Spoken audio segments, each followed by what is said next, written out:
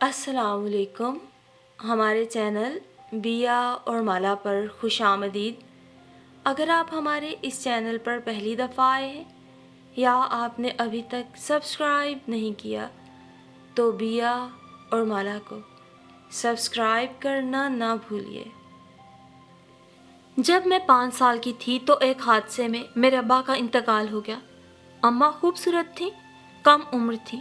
1 سال بعد جانے کس کی کوششوں سے ان کی دوبارہ شادی کر دی گئی۔ نئے ابا کافی امیر کبیر تھے۔ پہلی بیوی کا انتقال ہو چکا تھا۔ 8 سال کی ایک بیٹی عارفہ تھی۔ شادی کی پہلی رات ہی ابا نے ماں پہ واضح کر دیا تھا، اگر تم زندگی کے باقی دن بھی اس گھر میں گزارنا چاہتی ہو تو تمہیں عارفہ کا ہر طرح سے خیال رکھنا ہوگا۔ وہ بڑے ارمانوں اور ناز و نام کی پلی ہوئی ہے۔ جس دن مجھے اس بات کا اندازہ ہو گیا کہ تم اس پر زیادتی کر رہی ہو تو وہ اس گھر میں تمہارا اور تمہاری بیٹی کا آخری دن ہوگا۔ اماں نے گویا یہ بات گرہ میں باندھ لی تھی۔ یہ جملہ ہمیشہ کے لیے ذہن میں اتار لیا، اور یہی وہ دن تھا کہ اماں کی محبت اور شفقت جو ساری کی ساری میرے لیے وقف تھی، اس کا بٹوارا اور اس کی تقسیم ہو گئی۔ میرے نصیب میں جو حصہ آیا وہ عارفہ کے حصے سے بہت کم تھا۔ کچھ لوگ اپنے مخصوص حالات کے سبب وقت سے پہلے سمجھدار ہو جاتے ہیں۔ میں بھی ایسے ہی لوگوں میں ہو گئی تھی۔ شروع میں میں نے اماں کے اس رویے کی شکایت بھی کی، لیکن اماں کے سمجھانے پر دھیرے دھیرے وقت گزرنے کے ساتھ ساتھ میں نے صبر کرنا سیکھ لیا۔ کم بولنا اور زیادہ شروع کر دیا۔ آنکھیں جو کچھ نہیں دیکھنا چاہتی تھیں اسے دیکھنے کی عادی ہو گئی۔ کان جو کچھ نہیں سننا چاہتے تھے اسے سننے پہ مجبور ہو گئے کہ وقت اور حالات کے تقاضے کے سبب جینے کی ایک راہ یہ بھی ہوتی ہے، سب کچھ سہنا اور کچھ نہ کہنا۔ ہر چیز کی ذاتی نقصان دہ ہوتی ہے۔ ابا کی دولت بھی جو ان کی ضروریات سے بہت زیادہ تھی ان کے لیے نقصان کا سبب بنی ہوئی تھی۔ ریس اور جوئے کی لت کچھ ایسی پڑی ہوئی تھی کہ اب اس کا چھوٹنا محال تھا۔ گھر میں گزارنے کے لیے ان کے پاس بہت کم وقت تھا۔ صبح کے گئے ہوئے وہ گزری رات کے کسی لمحے میں گھر واپس آتے، سوتی ہوئی عارفہ کے بالوں میں انگلیاں پھیرتے، اگلی رات کو جلد لوٹ کر آنے کا کبھی نہ پورے ہونے والا عہد کرتے اور لڑکھڑاتے قدموں اور سرخ آنکھوں کے ساتھ اپنے بستر پہ ڈھیر ہو جاتے۔ یوں میری بد نصیبی کچھ اور بڑھی کہ میرے لیے ابا کے پاس اتنا بھی وقت نہ تھا کہ وہ میرے سے محبت یا نفرت کرنے کے بارے میں سوچتے۔ ان کے لیے میں اور اماں کسی فالتو چیز کی مانند تھی جن کی کوئی قدر و قیمت، کوئی اہمیت نہیں ہوتی۔ ان کے برعکس اماں ہر طرح سے عارفہ کا خیال رکھتی، اس کا حق ادا کرنے کی خاطر میری حق تلفی کا کوئی موقع ہاتھ سے نہ جانے دیتی۔ ابا سب کچھ دیکھتے اور بے حس بنے رہتے۔ اماں مجبور تھیں اور ابا خود مختار۔ انہوں نے تو اپنی دولت کے عوض اماں کی مجبوریوں کا سودا کیا تھا۔ ابا کے پاس تو وقت تھا ہی نہیں، اور اماں انہیں فرصت ہی فرصت تھی کہ مجھ سے بھی محبت کریں اور مجھ سے بڑھ کر عارفہ پر بھی اپنی محبتوں کے خزانے لٹائیں۔ نیند سے بوجھل آنکھیں لیے راتوں کو جاگ جاگ کر صرف اس لمحے کا انتظار کریں جب ابا گھر آتے تھے۔ عارفہ بچی تھی اور بچوں کو کیا چاہیے؟ محبت، شفقت، اچھا کھانا، بہتر تعلیم، یہ سب اسے میسر تھا۔ اسے اماں سے کوئی شکایت نہ تھی، نہ مجھ سے کوئی گلہ تھا۔ اسے کھیلنے کودنے، اپنے دل کی باتیں کرنے کے لیے ایک ساتھی، ایک ہم عمر کی ضرورت تھی۔ اس کے لیے مجھ سے بہتر اور کون ہو سکتا تھا جو اس کی ہر بات فوراً مان جائے۔ عارفہ جیسے جیسے بڑی ہوتی گئی اسے یہ احساس بھی گہرا ہوتا گیا کہ ابا کے خوف سے اماں اور میں نے اپنی ذات سے بڑھ کر اس کا خیال رکھتے ہوئے خود کو مجبوری اور محرومی کی انتہائی منزلوں پر پہنچا کر ابا کے اور اس کے لیے شکایات کی ساری راہیں مسدود کر دی ہیں۔ اماں کی صرف ایک ہی بہن تھی۔ وہ جب بھی اپنے بیٹے سجاد کے ساتھ اماں سے ملنے آتی، اور اگر ایسے میں ابا گھر پہ ہوتے تو وہ تمام ایسے جذبوں کا اظہار کرنے سے نہ چوکتے جن سے ان کی آمد پہ ناپسندیدگی کا اظہار ہوتا تھا۔ سجاد کو اگر وہ مجھ سے یا عارفہ سے بات کرتے دیکھ لیتے تو سر سے پیر تک ایک نظر سجاد پہ ایسے ڈالتے کہ وہ اندر ہی اندر سہم کے رہ جاتا۔ یوں سال گزر گئے۔ ان گزرے ہوئے سالوں میں کچھ نہ ہوا، نہ وقت بدلا، نہ حالات بدلے، ہاں موسم بدلے۔ اس طرح کے سجاد کی والدہ کا انتقال ہو گیا۔ وہ تنہا رہ گیا۔ عارفہ کی شادی بہت اچھے اور امیر گھرانے میں ہو چکی تھی، اس لیے ابا گھر کی طرف سے کچھ اور غافل ہو گئے تھے اور وہ کبھی کبھار رات کو بھی باہر رہنے لگے تھے، اور اماں جن کی قسمت میں دن رات شمع کی مانند سلگتے رہنا لکھا تھا، غموں کی آگ میں چپکے چپکے جل کر بیمار رہنے لگی تھی۔ ان کو مستقل دل کی تکلیف رہنے لگی تھی۔ یہ بیماری دل کسی وقت بھی جان لیوا ثابت ہو سکتی تھی۔ انہوں نے چاہا تھا، ان کی یہ خواہش تھی، اس سے پہلے کہ کسی دن بہت اچانک ان کی زندگی کا وہ سفر شروع ہو جس پر روانہ ہو کر ان کے لیے واپس لوٹ کر آنا ہمیشہ ہمیشہ کے لیے ناممکن بن جائے گا۔ وہ سجاد اور ہما یعنی میری شادی نہ سہی تو کم از کم منگنی ہی کر دیں۔ ابا کو معلوم ہوا تو انہوں نے ناپسندیدگی کا شدید اظہار کرتے ہوئے کہا کہ ان کی نظر میں ہما کے لیے سجاد سے بہتر رشتے موجود ہیں۔ اماں ڈر کے مارے ابا سے یہ نہ کہہ سکی کہ ہما اور سجاد ایک دوسرے کو پسند کرتے ہیں، اس لیے کہ ابا نے تو عارفہ کی شادی بھی اس لڑکے سے نہ ہونے دی تھی جسے وہ چاہتی تھی اور جو اسے پسند کرتا تھا، اس لیے کہ اس لڑکے کا تعلق متوسط طبقے سے تھا، جبکہ ابا عارفہ کی شادی امیر گھرانے میں کرنا چاہتے تھے تاکہ وہ ساری زندگی عیش کر سکے۔ یہی صورتحال ایک بار پھر درپیش تھی۔ سجاد کے والد کا اس کے بچپن میں ہی انتقال ہو گیا تھا۔ اس کی والدہ نے جانے کون کون سے جتن کر کے اسے اس قابل بنا دیا تھا کہ اب وہ انجینئرنگ کی اعلیٰ تعلیم حاصل کرنے کے لیے باہر جانے والا تھا۔ ابا کو نہ جانے کیوں شروع سے ہی سجاد سے ایک قسم کی چڑ سی ہو رہی تھی۔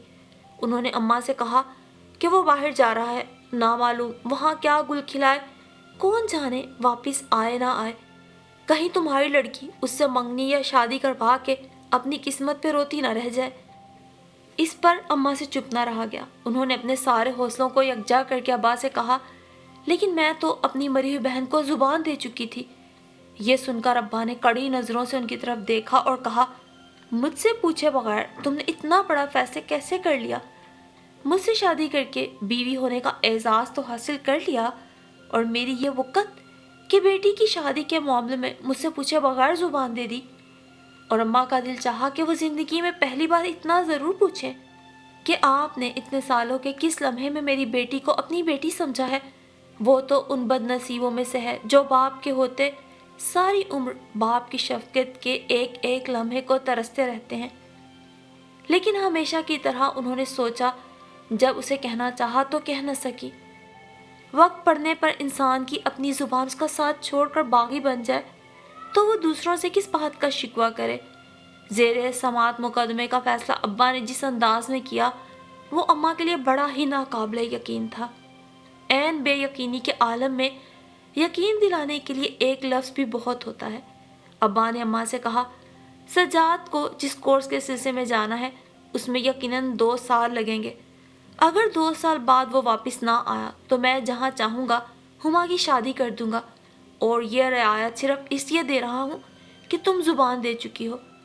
لیکن فی الحال منگنی، نکاح یا رخصتی کچھ بھی نہیں کیا جائے گا۔ نامہرباں ابا کی یہ مہربانی اماں کے لیے خوش کن ہونے سے زیادہ حیران کن تھی۔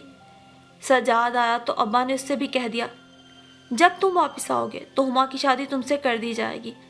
سجاد احمد، جسے ابا کی پچھلی تمام نامہربانیوں کے سبب اپنے ٹھکرائے جانے کا مکمل یقین ہو چکا تھا، یہ سن کے حیران رہ گیا۔ اپنی قوت سماعت پہ یقین کرنے کو اس کا دل نہ چاہا۔ یہ خوشخبری سن کر بھی وہ خوش ہونے کی طرح خوش نہ ہو سکا۔ یقین دلائے جانے کے باوجود دل کے کسی گوشے میں بے یقینی کا احساس اب بھی باقی تھا۔ پھر ایک دن وہ یہی اندیشے دل میں بسائے دائرے غیر کے سفر پہ روانہ ہو گیا۔ دھیرے دھیرے چپکے چپکے 2 سال سے زیادہ گزر گئے۔ ان 2 سالوں میں جن مسافروں کو کبھی واپس لوٹ کر نہ آنے کے لیے جانا تھا ان میں اماں کا نام بھی شامل تھا۔ اس بار جن لوگوں کا قدرت کی طرف سے بلاوا آیا تھا ان میں اماں کی شمولیت اس انداز میں ہوئی کہ ایک روز فجر کی نماز پڑھتے ہوئے چپکے سے ان کی دل کی حرکت بند ہو گئی۔ میں نے یہ غم کس طرح برداشت کیا تھا، اس کا اظہار میں اگر چاہوں بھی تو الفاظ میں نہیں کر سکتی۔ ابا نے بھی دنیا داری کی خاطر ہی صحیح کچھ دن اماں کے مرنے کا سوگ منایا۔ کچھ دن اور گزر گئے۔ سجاد احمد واپس لوٹ کر نہ آیا۔ کوئی اطلاع بھی نہیں دی کہ کیوں نہیں آیا یا کب تک آ سکے گا۔ میں منتظر اور پریشانی رہی۔ ایک دن ابا نے مجھ سے کہا، اس نامعقول کا اب انتظار کرنا بیکار ہے، نہ معلوم وہاں کیا گل کھلا رہا ہے، اچھا ہی ہوا جو تمہاری اس سے منگنی یا نکاح نہ ہوا۔ پھر انہوں نے ایک جگہ میرے رشتے کی بات طے کر دی۔ احسان صاحب کے بارے میں ابا نے مجھے بتایا کہ وہ اپنی 2 بیٹیوں اور 1 بیٹے کی شادی کر چکے ہیں، بیوی کا انتقال ہو چکا ہے، ان کے پاس بے پناہ دولت ہے، تمہیں زندگی بھر عیش اور آرام سے رکھیں گے۔ میں نے یہ سن کے کچھ نہ کہا، مجھ سے کچھ بولا ہی نہ گیا، اور جب سوچنے بیٹھی تو مجھے یاد آیا احسان صاحب کی بیٹیاں اور بیٹا تینوں عمر میں مجھ سے بڑے تھے۔ اس بے انصافی پہ میں نے رونا چاہا تو رویا بھی نہ گیا۔ میں نے سوچا کیا اب بھی چپ رہوں گی اور کچھ نہیں کہوں گی؟ پھر جانے کیسے اور کس طرح ایک خیال میرے ذہن میں آیا۔ میں دوسرے ہی دن ابا کی غیر موجودگی میں احسان صاحب کے گھر پہنچ گئی۔ میں نے رو رو کر ان سے فریاد کی کہ مجھے ان کی دولت نہیں چاہیے، ان کا اور میرا کوئی جوڑ نہیں، ان کے تینوں بچے عمر میں مجھ سے بہت بڑے ہیں اور میں تو خود سجاد کا انتظار کرنا چاہتی ہوں۔ ابا سے میں یہ سب نہیں کہہ سکتی، اب وہ میری بات مانے یا نہ، اور جس کے دل میں خدا نیکی ڈالنا چاہے، جس کی رہنمائی خدا کرے، اسے کون بے رحمی پہ مجبور کر سکتا ہے، اور کون ہے جو اسے گمراہ کر سکے؟ مجھے روتے دیکھ کر ان کا دل دکھ کر رہ گیا۔ انہوں نے مجھ سے کہا، بیٹی تم گھر جاؤ، میں تمہارے ابا سے یہ کہہ کے انکار کر دوں گا کہ میرے بچے اس بات پہ بالکل آمادہ نہیں ہیں کہ میں دوسری شادی کر لوں۔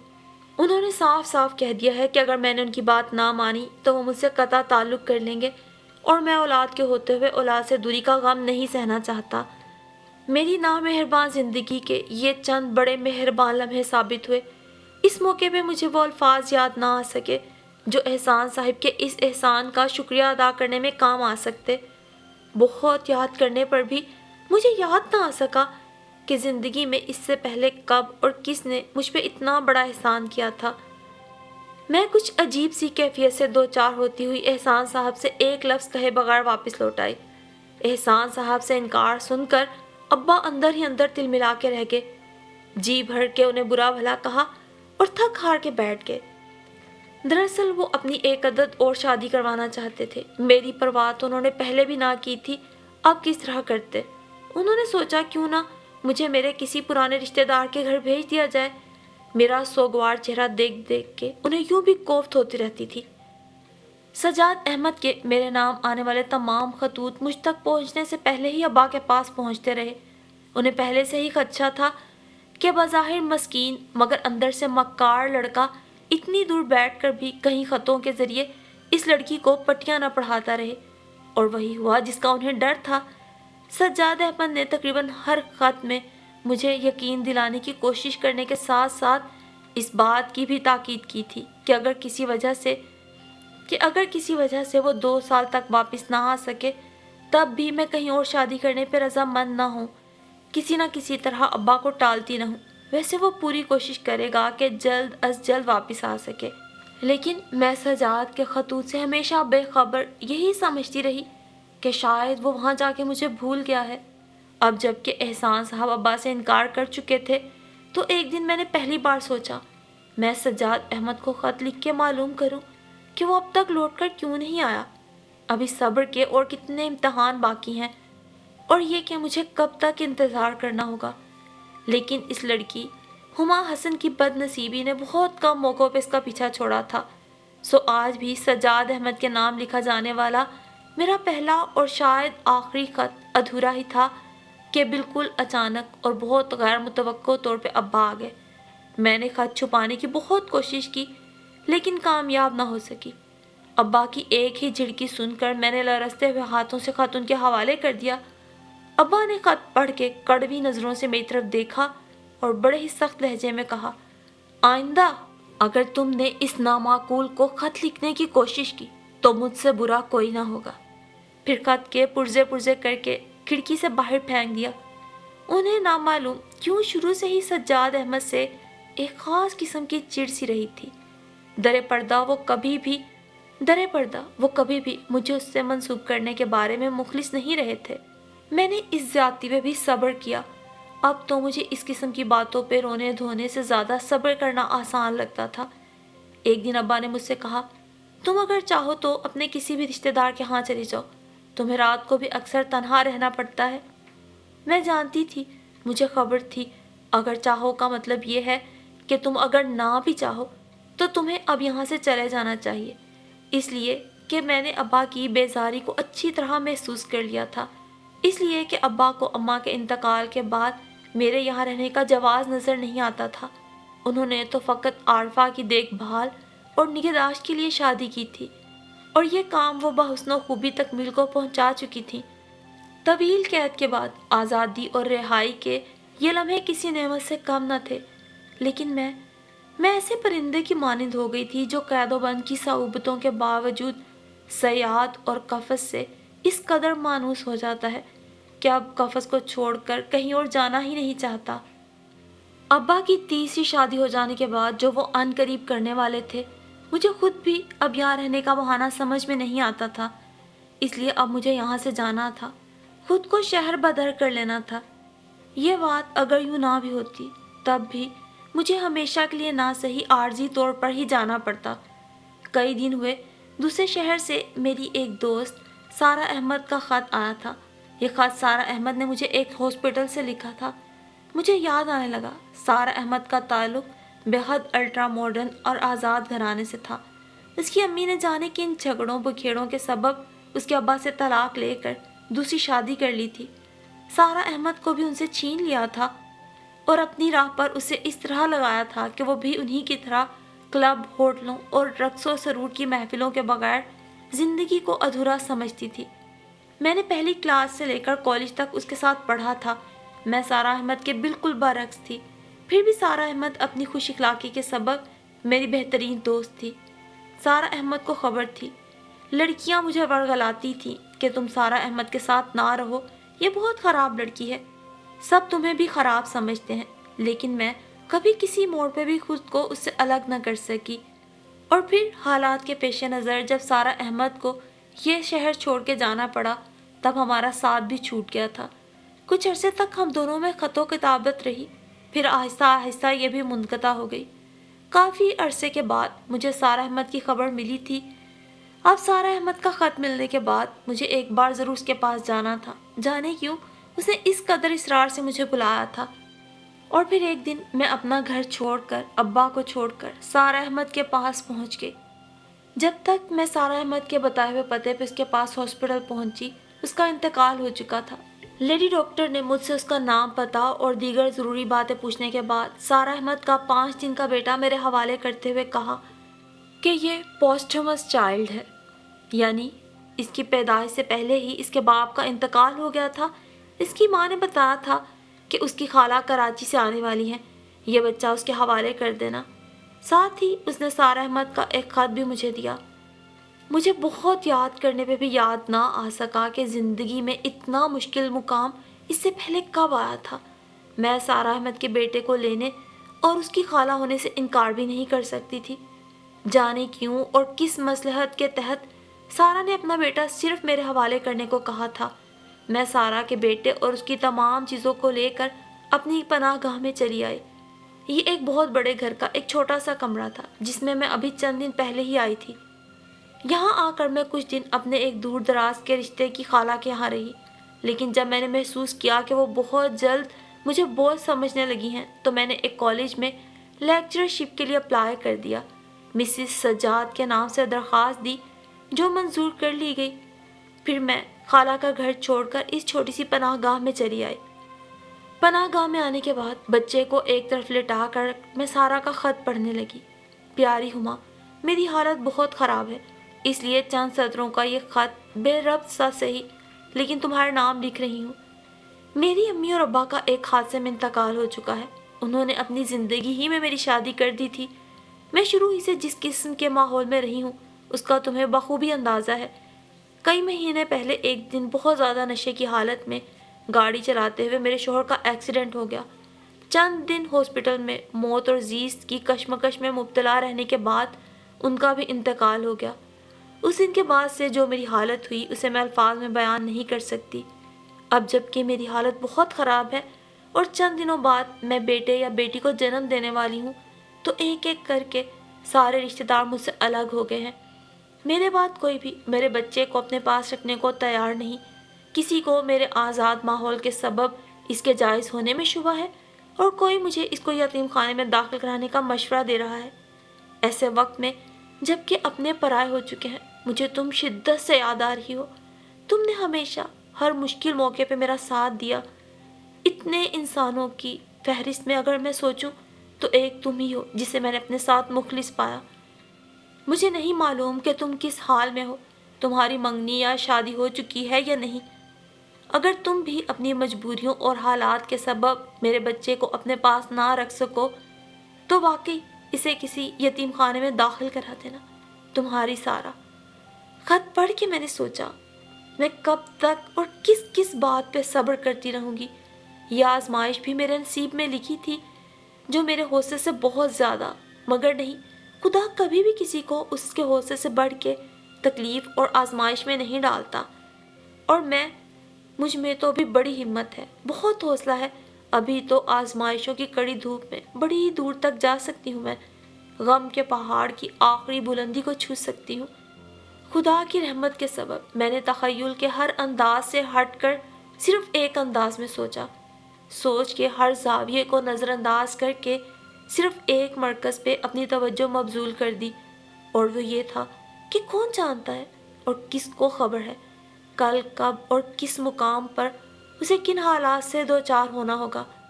اگر اپنے حالات اور ماحول کے سبب میں آج سارا کی جگہ ہوتی تو کیا میں برداشت کر سکتی کہ میرا بچہ کسی یتیم خانے میں پرورش پائے اور ان تمام خرابیوں اور کمزوریوں کا مجموعہ بن جائے جو ایسے بچوں میں ہوتی ہیں یا ہو سکتی ہیں۔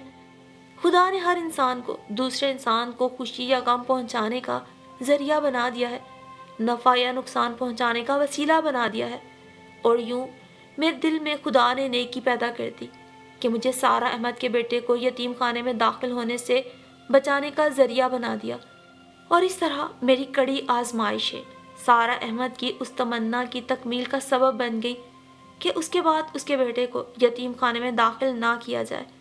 ماں کے دل میں فطری اور قدرتی طور پر اثار، قربانی اور اپنے بچے کی پرورش کرنے کے سلسلے میں ساری مصیبتوں کو صبر سے برداشت کرنے کا احساس اور اس پر عمل کرنے کا جذبہ موجود ہوتا ہے، اس لیے کہ وہ اس کو اپنے وجود کا حصہ سمجھتی ہے۔ لیکن میں تو کماری لڑکی تھی، اور ایک بچے کی پرورش کرنا، ایک قطرے کو سمندر بنانا، بلا شبہ میری زندگی کی سب سے بڑی آزمائش، سب سے بڑا امتحان تھا۔ اور پروردگار نے اپنی رحمت، اپنی مہربانی کے ذریعے اس آزمائش، اس امتحان میں پورا اترنے کی مجھے صلاحیت بخشی تھی۔ اس بچے کی پرورش کے ہر مشکل ترین مقام پر مجھے یوں محسوس ہوا تھا جیسے مجھے کوہ ہمالیہ کی بلند ترین چوٹی کو تنہا سر کرنا ہے، یا افریقہ کے صحرائے اعظم کو تپتی ہوئی دھوپ میں تنہا عبور کرنا ہے۔ میں نے کالج میں اپنا نام مسز سجاد لکھوایا تھا، میں ہر جگہ اسی نام سے جانی پہچانی جاتی تھی۔ مجھے معلوم تھا اگر میں نے اپنے نام کے ساتھ مسز کا اضافہ نہ کیا تو دنیا والے ایک کنواری لڑکی کے پاس ایک بچے کو دیکھ کر اس کا جینا اس انداز سے محال کریں گے کہ یہ زندگی موت سے بدتر ہو جائے گی۔ اپنے بیٹے کا نام میں نے عیسیٰ رکھا تھا۔ عیسیٰ جب بچہ تھا، جب اسے اسکول جانا شروع کیا تھا تو وہ اپنے باپ کے بارے میں ایسے ایسے سوالات کرتا تھا، میں لاجواب ہو جاتی تھی۔ میں نے عیسیٰ کو بڑی مشکل سے یہ بات بتائی تھی کہ اس کے باپ کا انتقال ہو چکا ہے۔ اس پر عیسیٰ نے اپنے باپ کی تصویر دیکھنے کی خواہش ظاہر کی تھی۔ میں نے اس کے باپ کو کبھی نہیں دیکھا تھا، نہ اس کی تصویر میرے پاس تھی، نہ ہی سارا نے اس کا نام اپنے خط میں لکھا تھا۔ عیسیٰ کے بہت رونے دھونے پر ایک دن تنگ آ کر میں نے سجاد احمد کی ایک تصویر اسے دکھائی تھی جو میں ابا کے گھر سے آتے ہوئے پیشتر بہت سی چیزوں کے ہمراہ اپنے ساتھ لے کے آئی تھی۔ پھر عیسیٰ اکثر مجھ سے وہ تصویر مانگنے لگا تھا۔ وقت گزرتا رہا، مجھے معلوم نہ ہو سکا سجاد احمد واپس لوٹ آیا تھا یا نہیں۔ وہ اگر آ بھی گیا تھا تو اب میرے لیے اس کا آنا یا نہ آنا برابر تھا۔ ایک ایک کر کے اب 25 برس گزر چکے تھے، اور ایک قطرے کو سمندر بنانے کی جدوجہد میں ان 25 سالوں کا ایک ایک لمحہ ایک ایک صدی بن کے گزرا تھا مجھ پر۔ اس بات کا اندازہ صرف میں ہی لگا سکتی تھی، کوئی اور نہیں۔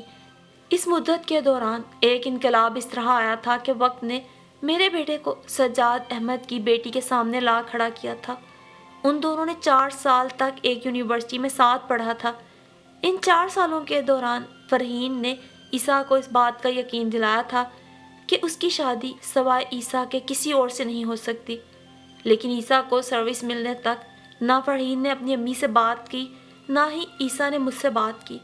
عیسیٰ کو سروس مل جانے کے بعد فرحین نے اسے کہہ دیا تھا کہ اب اس کے ابا بھی واپس آ چکے ہیں جو کئی سالوں سے ملک سے باہر تھے، اس لیے اب وہ کسی بھی دن اپنی امی کو اس کے ہاں بھیج دے۔ اور آج جب عیسیٰ کی 4 سال کی تمنا پوری ہونے کا پہلا مرحلہ آیا تو اس پہلے مرحلے پر ہی اسے اس تمنا کی تکمیل نہ ہونے کا فیصلہ سنا دیا گیا۔ آج بہت سالوں کے بعد وقت نے مجھے سوالی بنا کر سجاد احمد کے در پہ لا کھڑا کیا تھا، اور سجاد احمد نے جس کے دل میں میری طرف سے بدگمانیاں گھر چکی تھیں، اس کے یہاں میرے آنے کا سبب معلوم کرنے کے بعد اس نے میری ایسی ذلت، اتنی توہین کی تھی جس کا میں مر کے بھی تصور نہیں کر سکتی تھی۔ سارے اگلے پچھلے حساب چکا دیے تھے اور طنز کے ایسے تیر میرے دل میں اتارے تھے جن کی چبھن کو اب زندگی کی آخری سانسوں تک باقی رہنا تھا۔ وہ چیخ چیخ کر مجھ پہ الزامات لگا رہا تھا، میری ایک سننے کو تیار نہ تھا، مجھے زبان کھولنے کا موقع نہ دیا اس نے، اور آخر میں اس نے طنز کا آخری بھرپور وار کرتے ہوئے کہا تھا، مسز سیٹھ احسان احمد، ایک بار تم نے دولت کی کثیر مقدار کے لالچ میں اپنے باپ کی فرمانبرداری کے لیے خود کو مجبور پایا تھا، آج میری بیٹی میرے سامنے مجبور ہے۔ تمہارے باپ نے ایک خط میں مجھے یہ سب لکھ کے بھیج دیا تھا کہ تم ایک فرمانبردار بیٹی ہو، اس لیے مجھ جیسے نکھٹو سے شادی نہیں کرنا چاہتی۔ آج میں اپنی بیٹی کو فرمانبرداری کا سبق سکھاؤں گا، اس کی شادی تمہارے بیٹے سے بہت زیادہ دولت مند انسان سے کروں گا، اور اگر وہ نہ مانی تو میں اس کے سامنے تمہاری مثال پیش کر دوں گا۔ یہ سبق میں نے تم سے ہی تو سیکھا ہے مسز ہما احسان احمد، کہ ایک انسان کی دولت کے عوض دوسرے کی محبت اور خلوص کا سودا خسارے کا نہیں، سراسر منافع کا سودا ہے۔ اس نے میری کوئی بات نہیں سنی، اپنی ہی کہتا رہا۔ اسے تو علم تھا کہ ابا نے شروع سے میرے ساتھ کیسا سلوک روا رکھا، اور پھر سجاد اور میرے معاملے میں انہوں نے کس قسم کا رد عمل دیا تھا، پھر بھی اس نے ایک بار نہ سوچا ہو سکتا ہے ابا نے کوئی گڑبڑ کی ہو، اس کا کوئی خط مجھ تک نہ پہنچنے دیا ہو، اور اسی وجہ سے میں آج تک اس کے کسی خط کا جواب نہ دے سکی ہوں۔ اس نے یہ تک نہ سوچا کیا پتا ابا نے مجھ پہ کوئی ایسی سختی کی ہو کہ میں کبھی اس سے رابطہ نہ کر سکی۔ لیکن انسان کمزوریوں کے مجموعے اور خطاؤں کے پتلے کا نام ہے، کبھی کبھی وہ جانتے بوجھتے ہوئے ایسی باتوں کا یقین کر لیتا ہے جن کا یقین اسے نہیں کرنا چاہیے۔ اگر ہر انسان ہر موقع پر دوسرے کے بارے میں صحیح انداز میں سوچنے لگے تو آپس میں غلط فہمیاں پیدا ہی نہ ہوں، دشمنیاں جنم ہی نہ لیں۔ اگر سجاد احمد میرے بارے میں منفی انداز کی بجائے مثبت انداز میں سوچ سکتا تو اس کے اور میرے درمیان بدگمانیاں کس طرح جنم لیتی، صدیوں کے فاصلے کس طرح حائل ہوتے، میں اتنی آزمائشوں سے کس طرح گزرتی، میری قسمت میں اتنی تکالیف کیوں لکھ دی جاتی۔ جب میں اس کے گھر سے لوٹی تب سے اب تک خیالوں میں گم تھی۔ میں کرسی کی پشت سے سر ٹکائے بالکل خاموش اور اپنے آپ سے بے خبر بیٹھی تھی کہ عیسیٰ آفس سے آ گیا۔ کیا ہوا آپ کو؟ طبیعت تو ٹھیک ہے؟ وہاں سے کیا جواب ملا؟ عیسیٰ نے پوچھا۔ میں چیخ چیخ کے رونا چاہتی تھی، لیکن میں نے صبر کیا اور ضبط سے کام لیا، اپنے اندر کی ساری چیخوں کو دبا کر بہت آہستہ سے صرف اتنا کہا۔ انہوں نے انکار کر دیا۔ نہیں نہیں، یہ نہیں ہو سکتا۔ اعتبار کرنے کو عیسیٰ کا دل نہ چاہا۔ 4 سال تک، بلکہ اس سے بھی زیادہ عرصے تک جس بات کے پورے ہونے کا اسے یقین دلایا جاتا رہا تھا، جب وقت آیا تو اسے پورا کرنے سے انکار کر دیا گیا۔ کب سوچا تھا اس نے اتنا دھوکہ کھائے گا، وہ ایسا فریب دے گی۔ اچھا یہ بات ہے تو میں جا کر اس مکار اور بے وفا لڑکی سے پوچھتا ہوں، کیا سمجھ کر اس نے میرے احساسات اور جذبات کی توہین کی، کس لیے کھلونا بنایا تھا مجھے؟ نہیں عیسیٰ، تم اب وہاں نہ جاؤ۔ میں نے اسے روکنا چاہا لیکن وہ جا چکا تھا۔ عیسیٰ کے لوٹ کر واپس آنے کے عرصے میں درد کی کن کیفیتوں اور عذاب کی کس نوعیت سے گزری، اس کا اندازہ بھی میں ہی لگا سکتی تھی۔ عیسیٰ جب وہاں سے واپس آیا تو وہ عیسیٰ نہ رہا جو وہاں جانے سے پہلے تھا۔ उसने चीखते हुए तंजिया अंदाज में मुझसे कहा, कितना बेवकूफ़ हूँ मैं। अब समझा आपने मुझे वहाँ जाने से किस लिए रोका था। सोचता हूँ क्यों गया था। ना जाता आपका भरम तो रह जाता, मेरी हकीकत तो मुझ में वाज़ेह ना होती। कुछ अरसा और जिंदा रहने की तरह जिंदा रहने का जवाब तो बाकी रह जाता। ये देखने से पहले मैं मर क्यों ना गया कि मैं खुद अपनी बहन से। इससे आगे उससे बोला ही ना गया। हलक में आंसुओं का गोला सा अटकने लगा। उसने दोनों हाथों में सर थाम कर खुद को कुर्सी पे गिरा दिया। ईसा, तुम गलत समझ रहे हो। फरहीन तुम्हारी बहन नहीं है और सजाद अहमद तुम्हारे नहीं, सिर्फ उसके बाप है। मैंने अपने दिल में उठने वाली दर्द की तमाम टीसों को दबा के उसे बताने की कोशिश की। उसने यकीनन सजाद को फरहीन के बाप के रूप में आज पहली बार देखा है। ईसा ने ही मुझे बताया था कि फरहीन के अब्बा कई साल से बाहर हैं। फरहीन के घर वो इससे पहले गया नहीं था जो उनकी कोई तस्वीर देख सकता। उन दोनों का साथ सिर्फ यूनिवर्सिटी तक रहता था। ईसा ने मेरी बात सुन के कहा, अम्मी, खुदा के लिए आप खामोश हो जाइए, वरना मेरा जहन मेरा साथ छोड़ देगा। आपने तो मेरे लिए सच और झूठ में तमीज़ करना भुला दिया है। 25 साल तक जिसका नाम लेकर आप मुझे बताती रही कि वो मेरा बाप है, और आप मुझे बता रही हैं वो मेरा बाप नहीं। बताइए, मैं उन 25 सालों के एक एक लम्हे का यकीन करूं या आज के इन चंद लम्हों का। मैं तो इस बात पर उतना ही ईमान ला चुका हूँ जितना कि खुदा के वजूद पे मेरा ईमान है। फिर वो कहने लगा, आज मैंने फरहीन के ड्राइंग रूम में ऐसी कई तस्वीर लगी देखी। मैं समझा शायद वो हमारी रिश्तेदार है, लेकिन नौकर से पूछने पे इल्म हुआ कि ये तमाम तस्वीर फरहीन के वालिद की हैं। फिर मैं किसी से मिले बगैर ही वहाँ से वापस लौट आया। ये सारी बातें सुनकर मैंने एक बार फिर बड़े इल्तिजा आमेज अंदाज में से कहा, तुम यकीन करो बेटे, ये तस्वीरें सजाद अहमद की ज़रूर है, लेकिन तुम उनके बेटे और फरहीन के भाई नहीं हो। अब थोड़ी देर बाद यकीनन आप कहेंगी कि मेरी माँ आप नहीं। ईसा ने मेरी बात सुनकर तंजिया अंदाज में कहा, शायद नहीं, यकीनन।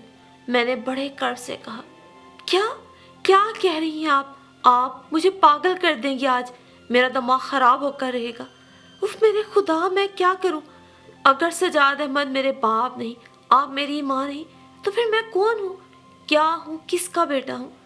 नहीं नहीं, मैं आपकी इस बात का यकीन नहीं कर सकता, नहीं करूँगा। ईसा ने बहुत बेबसी के आलम में बड़ी बेयकीनी से कहा। मेरा दिल ईसा की हालत देखकर चीख चीख कर रोने का चाह रहा था, लेकिन मैंने ज़ब्त से काम लिया। मैं परेशान थी, किस तरह मैं ईसा को यकीन दिलाऊं कि जो कुछ मैं मसलहत और हालात के तहत 25 साल तक मुसलसल उसके जहन में उतारती रही, वो गलत था, गलत है और गलत रहेगा। फिर कुछ सोचकर मैं उठी और दोनों हाथ से कुरान शरीफ थाम कर कहा, मैं फिर तुमसे कहती हूँ, तुम सजाद अहमद के बेटे और फरहीन के भाई नहीं हो, और ना मैं तुम्हारी माँ हूँ। मैं तुम्हें सब कुछ लिख कर दे दूँगी। अब मुझ में मज़ीद कुछ कहने का हौसला नहीं, लेकिन इतना बता दूँ, मैं सिर्फ तुम्हारी माँ को जानती हूँ। तुम्हारे बाप को मैंने नहीं देखा, उसकी तस्वीर भी मेरे पास नहीं। बोलो, अब यकीन आता है तुम्हें? अब यकीन करते हो तुम? अब ईसा के पास यकीन ना करने का कोई जवाब ना था।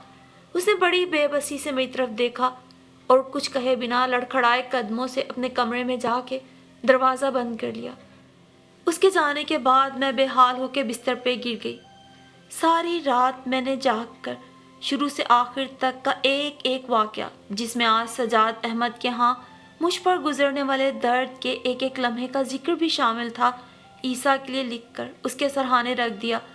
ईसा जब इस दर्दनाक कहानी का एक एक लफ्ज़ पढ़कर हकीकत से बाखबर हो चुका, तो मर्द होने के बावजूद वो दिल के दरिया से उठने वाले सैलाबों को आंखों के साहिलों तक आने से ना रोक सका।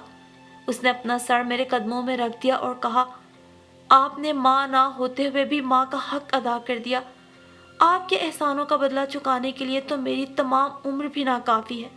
आपकी अजमत बहुत ज़्यादा है और मेरे पास अल्फाज बहुत कम है। मैं अगर चाहूँ भी तो अल्फाज में आपके एहसानों का शुक्रिया अदा नहीं कर सकता। मैं कतरा हूँ और आप समंदर। मुझे अपने आप से कभी जुदा ना कीजिएगा। आपसे अलग होकर मेरा वजूद बेमायनी हो जाएगा। मैं अब कभी किसी से शादी नहीं करूँगा। मैंने उसे उठाकर अपने पास बिठाया और कहा, ज़िंदगी इस तरह नहीं गुजरती जिस तरह तुम गुजार देना चाहते हो। तुम्हें शादी करना पड़ेगी। آپ عورت ہو کر اس طرح زندگی گزار سکتی ہیں تو کیا میں مرد ہو کے ایسا نہیں کر سکتا؟ میں آپ کی برابری تو مر کے بھی نہیں کر سکتا، لیکن اتنا کم ضرب بھی نہیں بننا چاہتا ہوں کہ زندگی کے باقی دنوں میں آپ کا ساتھ نہ دے سکوں۔ اب میری ساری محبت، ساری توجہ آپ کے لیے وقف رہے گی۔ امی، اب میں کسی اور کو حصے دار نہیں بنا سکتا، یہ میرا آخری اور اٹل فیصلہ ہے، لیکن صرف ایک بار مجھے سجاد صاحب کے گھر جانے کی اجازت دے دیجیے۔ جو بات آپ انہیں نہ بتا سکی وہ میں انہیں بتاؤں گا، میں ان پر اپنی حقیقت واضح کر دوں گا کہ جسے وہ ذرہ سمجھتے ہیں وہ بلندی میں پہاڑوں کے برابر ہے۔ لیکن میں نے عیسیٰ کو وہاں جانے سے روک دیا۔ اگر اب بھی عیسیٰ کی فرحین سے شادی کا سوال درپیش ہوتا تو میں اسے وہاں جانے اور سجاد احمد کو یہ باتیں بتانے سے نہ روکتی، لیکن اب اپنے آپ کو سجاد احمد کی نظروں میں بے قصور اور بے خطا، نیک اور پارسا ظاہر کرنے کے لیے عیسیٰ کا وہاں جانا منظور نہ تھا۔ جب وقت پر ایک بات نہ ہو سکی تو بعد از وقت اسے پورا کرنا بے سود اور لا حاصل تھا، اور اب تو بہت دیر ہو چکی تھی۔ اب ایسا کرنے سے سجاد احمد کے پرسکون گھر کا سکون تو برباد ہو سکتا تھا، اس کا دل اپنی بیوی کی طرف سے ہٹ تو سکتا تھا، وہ میرے اپنے بعد کسی اور سے شادی نہ کر کے تنہا زندگی گزارنے کے فیصلے کو سراہ تو سکتا تھا، لیکن اس طرح میری عمر کا وہ دور واپس نہیں آ سکتا تھا جو کبھی واپس لوٹ کر نہ آنے کے لیے گزر چکا تھا۔ میری زندگی کے وہ روز و شب، وہ ماہ و سال واپس نہیں آ سکتے تھے جو بیت چکے تھے۔ اب میرے بالوں کی سفیدی سیاہی میں نہیں بدل سکتی تھی، میری مانگ میں افشاں نہیں سج سکتی تھی، میرے ہاتھوں میں مہندی نہیں رچ سکتی تھی، میری آنکھیں امنگوں بھرے خواب نہیں دیکھ سکتی تھی، اور میری زندگی میں آ کر گزر جانے والے بے کیف موسم پرکیف نہیں ہو سکتے تھے۔